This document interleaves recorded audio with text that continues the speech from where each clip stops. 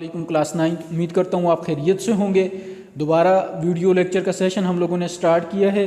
Previous video lecture जहाँ पे हम लोगों ने विंटर वेकेशन की वजह से स्टॉप किया था, लास्ट टॉपिक हम लोगों ने जो डिस्कस किया था वो था हमारे पास जी मियोसिस 1, मियोसिस 2 हम लोगों ने कंप्लीट किया था। आज वाले वीडियो लेक्चर में हम लोग डिस्कस करेंगे इंपॉर्टेंस ऑफ मियोसिस और सिग्निफिकेंस ऑफ मियोसिस। तो आपके यूनिट का शॉर्ट क्वेश्चन भी है। बायो वीक 5 का ओवरऑल लेक्चर नंबर 2 है आज हमारे पास। और आज जो टॉपिक हम लोग डिस्कस करेंगे वो है हमारे पास जी सिग्निफिकेंस ऑफ मियोसिस। और इसकी जगह जो क्वेश्चन या ये वाला लफ्ज़ अगर चेंज कर सकते एग्जामिनर वो कर सकते हैं जी write down the importance of meiosis. आपको मियोसिस की इम्पोर्टेंस या सिग्निफिकेंस पूछे तो आपने वही बताना है जो आज के वीडियो लेक्चर में आपके साथ शेयर किया जाएगा।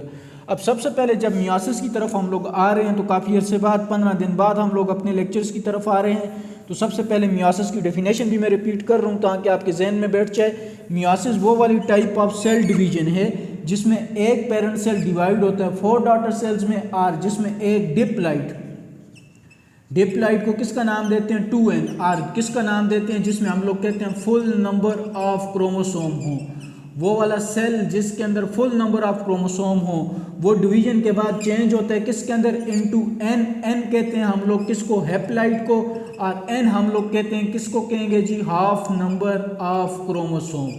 तो meiosis is a that type of cell division in which full number of chromosome changes into half number of chromosomes, और meiosis is a that type of cell division in which 2n changes into n or in which diploid changes into haploid। तो जो definition आपको easy लगती है इन 3 definitions में से आप लोग वो लिखेंगे। इंपॉर्टेंस ऑफ मियोसिस की तरफ जब जाएंगे तो मियोसिस में 2n changes into n, simplest जो डेफिनेशन होगी आपके पास वो क्या होगी जी 2n चेंज हो रहा है किसके अंदर चेंज हो रहा है इनटू n। अब 2n क्या है n क्या है, ये पूरी कहानी आपके पास प्रीवियस वीडियो लेक्चर में भी की गई है और आज भी आपको बताया गया है। अब इंपॉर्टेंस ऑफ मियोसिस तो ऐसे बहुत सारी हमारे बुक में डिस्कस किए हुए। इंपॉर्टेंस ऑफ मियोसिस सिर्फ 2, एक फॉर्मेशन ऑफ गैमीट्स और एक हमारे पास जेनेटिक वेरिएशन। तो हम भी डिस्कस करेंगे फॉर्मेशन ऑफ गैमीट्स के लिए मियोसिस कैसे ज़रूरी होती है और जेनेटिक वेरिएशंस कैसे होती हैं। तो पहली जो हेडिंग हम लोग बनाएंगे वो है जी formation of gametes in sexual reproduction. अब सेक्सुअल रिप्रोडक्शन कौन सी रिप्रोडक्शन होती है जिसमें बोथ पेरेंट्स या बोथ पार्टनर्स इन्वॉल्व हों, जिसमें बोथ पार्टनर्स इन्वॉल्व होंगे मेल और female, that type of reproduction is known as sexual reproduction. अब पहली जो शर्त है गैमीट्स 2 टाइप्स के होते हैं। एक गैमीट में होता है आपके पास स्पर्म और एक होता है आपके पास एग। एक ये पार्टनर एक ये पार्टनर। इन गैमीट्स की फॉर्मेशन के लिए जो प्रोसेस नेसेसरी है वो प्रोसेस आपके पास मियोसिस है। अब कैसे जी, हम लोग कहते हैं meiosis is necessary for sexual reproduction. Sexual reproduction का भी आपको बता दिया और गैमीट्स का भी आपको बता दिया कि सेक्सुअल रिप्रोडक्शन में गैमीट्स इन्वॉल्व होते हैं। अब देखें जी इन एनिमल और प्लांट सेल्स में अलग अलग देखते हैं। एनिमल सेल में हम लोग कहते हैं जो पेरेंट सेल होता है, पेरेंट सेल्स अंडरगोज होते हैं मियोसिस में। जब ये मियोसिस में जाएगा तो मियोसिस का रिजल्ट क्या होगा, ये प्रोड्यूस करेगा आपके पास कौन से गैमीट्स, हैप्लाइड गैमीट्स। इसका मतलब है जो पेरेंट सेल होगा वो होगा आपके पास डिप्लाइड का मतलब क्या है कि उसके अंदर फुल नंबर ऑफ क्रोमोसोम होंगे। अब पेरेंट सेल के पास क्या चीज होगा, फुल नंबर ऑफ क्रोमोसोम। ये फुल नंबर ऑफ क्रोमोसोम वाला सेल पेरेंट सेल जब अंडरगोज जाएगा मियोसिस के प्रोसेस के थ्रू, जब ये मियोसिस के प्रोसेस में इंटर्ड होगा तो ये प्रोड्यूस करेगा आपके पास हैप्लाइड गैमीट्स। कौन से हैप्लाइड गैमीट प्रोड्यूस करेगा, अगर मेल होगा तो ये प्रोड्यूस करेगा आपके पास स्पर्म, अगर फीमेल होगी तो ये प्रोड्यूस करेगा आपके पास ओवा, या ओवा को हम लोग नाम देते हैं एग का।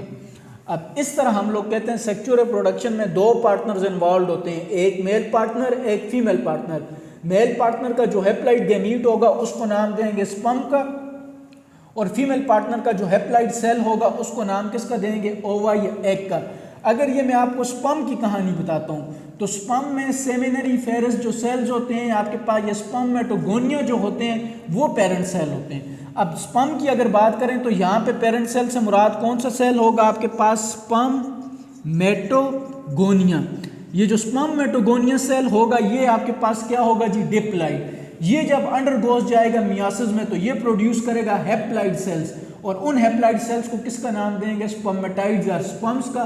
यही केस फीमेल के साथ होता है। फीमेल का जो आपके पास पेरेंट सेल होगा, जब वो मियोसिस में एंटर्ड होगा तो वो प्रोड्यूस करेगा haploid cell and that haploid cell is known as ova. अब ये स्पर्म और एग आपस में फ्यूज्ड होंगे, फर्टिलाइजेशन होगी। जब फर्टिलाइजेशन होगी तो जाइगोट बनेगा। अब जाइगोट जो होगा वो आपके पास कौन सा होगा? 2n। कैसे 2n?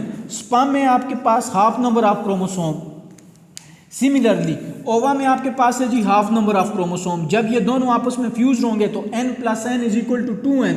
जो जाइगोट बनेगा वो क्या होगा? आपके पास 2n।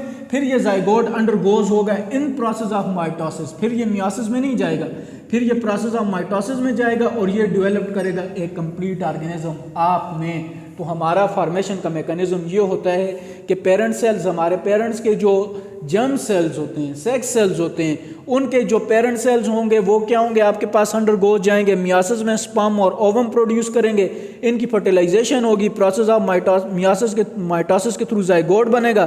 फिर यही जाइगोट आगे प्रोसेस ऑफ माइटोसिस में डेवलप होकर एक कंप्लीट ऑर्गेनिज्म बना देगा। अब आ जाएं प्लांट्स की तरफ कि प्लांट्स में मैकेनिज्म क्या होता है। तो प्लांट्स का भी मैकेनिज्म सिमिलर होता है। सबसे पहले प्लांट्स के स्पोर्स होंगे, दो स्पोर मदर सेल्स।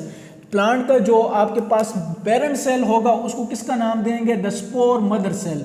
ये जो स्पोर मदर सेल होगा ये डिप्लॉइड होगा। डिप्लॉइड का मतलब क्या है कि इसके अंदर कंप्लीट नंबर ऑफ क्रोमोसोम्स होंगे।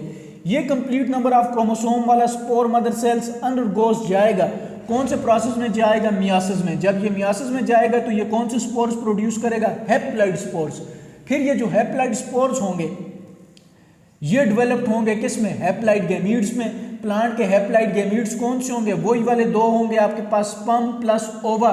ये आपस में जब फ्यूज होंगे तो कौन सी चीज बनेगा? जाइगोट बनेगा। तो जो मैकेनिज्म प्लांट्स को, एनिमल्स को होता है वही वाला मैकेनिज्म किसको होगा? आपके पास प्लांट का भी होगा। प्लांट का क्या है? प्लांट का जो पेरेंट सेल होगा उसको हम लोग किसका नाम देंगे? The spore mother cell. ये डिप्लॉइड होगा। डिप्लॉइड का मतलब इसमें 2n, ये फुल नंबर ऑफ क्रोमोसोम्स होंगे। जब ये मियोसिस में जाएगा तो ये हैप्लॉइड स्पोर्स बनाएगा। फिर ये हैप्लॉइड स्पोर्स किस में डेवलप्ड हो जाएंगे? हैप्लॉइड गैमीट्स में। हैप्लॉइड गैमीट्स कौन से होंगे? 2 टाइप्स ऑफ गैमीट्स होंगे, स्पर्म एंड एग। स्पर्म और एग जब आपस में फ्यूज होंगे तो कौन सी चीज़ बनेगा? जाइगोट। तो प्लांट के अंदर इस तरह के मैकेनिज्म को हम लोग नाम देते हैं जी अल्टरनेशन ऑफ जनरेशन। जब आप हायर क्लासेस में जाएंगे तो फिर आपको प्लांट के अंदर इस मैकेनिज्म, मियोसिस के मैकेनिज्म की ठीक से समझ आएगी।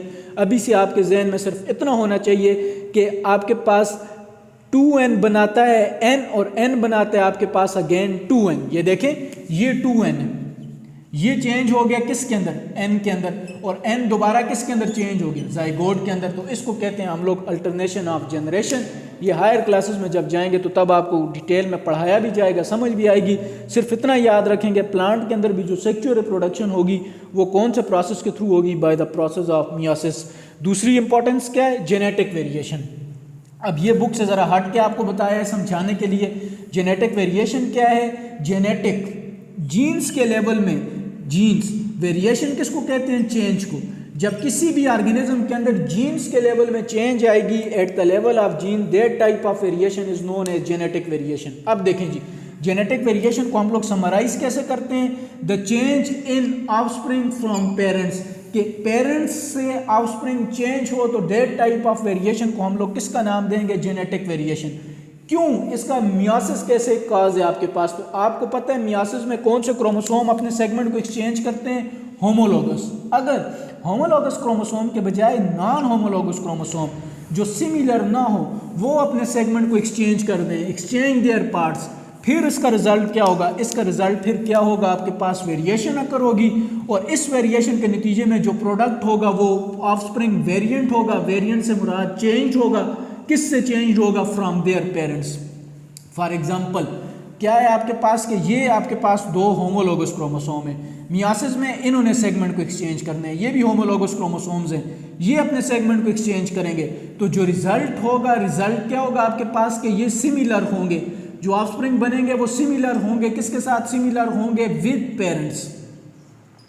लेकिन हम तो डिस्कस जेनेटिक वेरिएशंस को कर रहे हैं। अब देखें जी क्या है, ये नॉन होमोलोगस क्रोमोसोम है। अगर ये अपने सेगमेंट को एक्सचेंज करते हैं तो इनका जो रिजल्ट होगा वो रिजल्ट क्या होगा? आपके पास वेरिएंट होगा।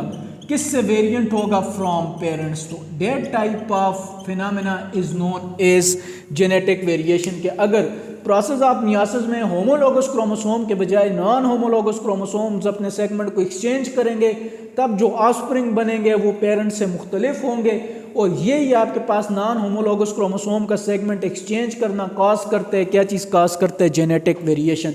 तो ये दो इंपॉर्टेंस आपकी बुक में डिस्कस की हुई थी, दोनों डिटेल में आपको बता दी है।